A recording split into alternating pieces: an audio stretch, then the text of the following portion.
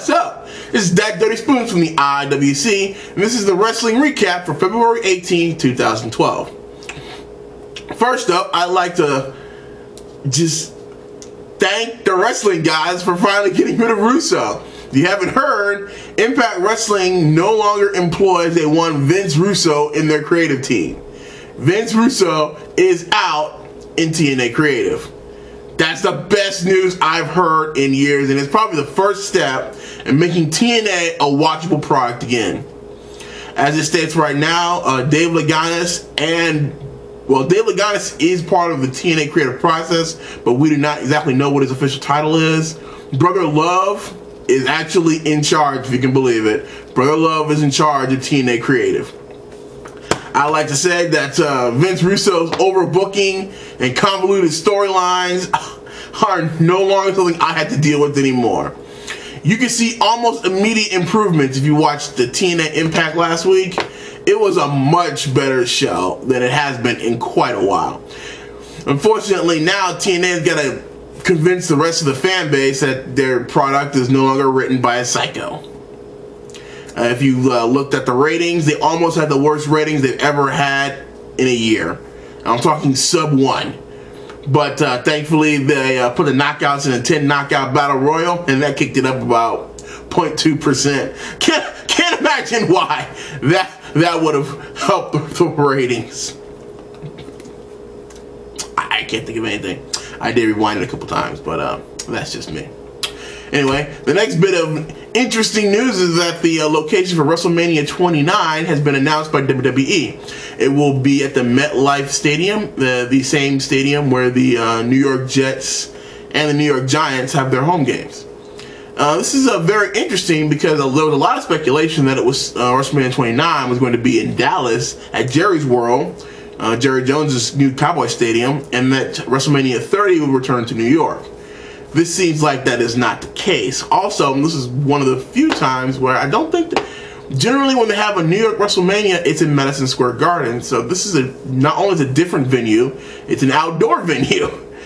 So, I mean, I don't think there'll be much much snow in April, but this is very interesting. I wonder what happens if it rains. Anyways, this is again very curious move for WWE. Now I'm really curious to where they're gonna have WrestleMania 30. Generally for the O's and 5s, they make a extra large deal about it, I guess, but I didn't think they would go to Canada because I thought they were going to Dallas and New York. But if they do go to Canada, then they really wasted Edge's induction into the WWE Hall of Fame. And maybe by then they'll be looking to induct Christian in the WWE Hall of Fame, or maybe Chris Jericho. But hey, who knows? I just thought that was very interesting. Also, I'd like to note that The Rock's DVD is coming out on Tuesday. I have not gotten an advanced copy, but I will be picking it up on Tuesday, and I'll probably have a review of it on this channel later next week. I do like The Rock. He's probably my favorite wrestler right now. He's always performed in the ring, and everything he does has been thoroughly entertaining. Outside of his Disney movies. His Disney movies have been cheesy at best. But his action movies are great. Well, they don't understand why just keep doing action movies. Just, take Disney's $10 million, say thank you, just do action movies. I mean, Fast 5, Faster, Scorpion King, really good movies to watch. Even The Rundown was really good. Walking Tall was hit or miss. A lot of misses though, but that's just me. Anyway, back to wrestling. Oh yes, we had HBK show up on Raw on Monday, and he's trying to get Triple H to. He's been added to that little mix, getting Triple H to face the Undertaker at WrestleMania. I gotta say, the segment wasn't. I was not impressed by the segment. I mean, it wasn't surprising at all. It was a lot of stuff that they take pretty much the same shots at each other that I was very expecting. I was really hoping to see the Undertaker in person, but it looks like that's actually not going to happen until WrestleMania. Again, Triple H in his standard Triple H fashion buried the entire roster. All of them. He's saying that there's nobody else. It's just him, Shawn, and The Undertaker. And then everybody else is like way in the distance. And I'm really interested if he is writing his own material or he has a writer. Because if he has a writer, that writer just loves to make it look like Triple H and Undertaker are the only guys left that can do the main event job. And unfortunately, he's right. I mean, outside, I think that either Cena, Rock, even though Rock's part-time, I'm throwing him in there. Cena, Rock, maybe Jericho, maybe Randy Orton. But that's it. Those are the guys that always deliver at that level. But, I mean, most of the time, people haven't been given that opportunity, because if they go at it and fail, then that's a lot of money WWE is going to be losing. And there are some other guys who have been given that shot once with special circumstances, like Rey Mysterio. He got that shot because of the unfortunate and unforeseen passing of Eddie Guerrero.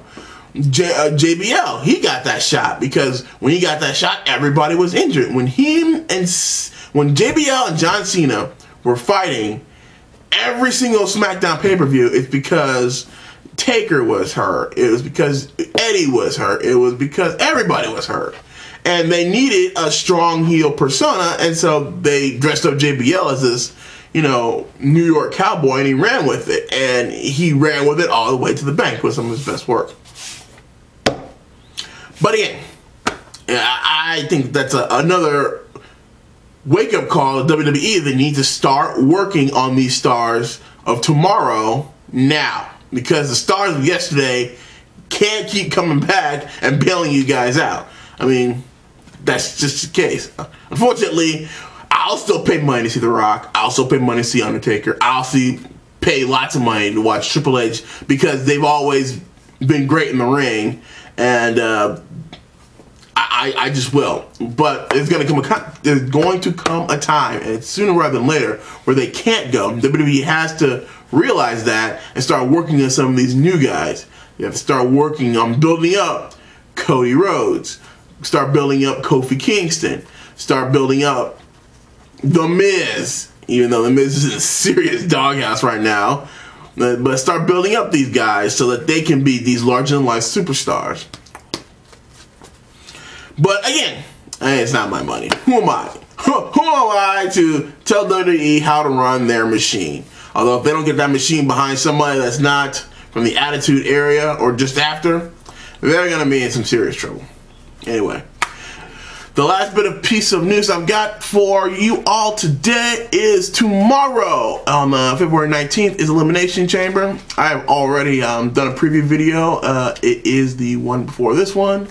And there's already been some news because Randy Orton got a concussion on Monday and he's not going to be in the chamber, and he's been replaced by Santino. Santino Morales, the Milan Miracle, is now in the SmackDown Elimination Chamber match.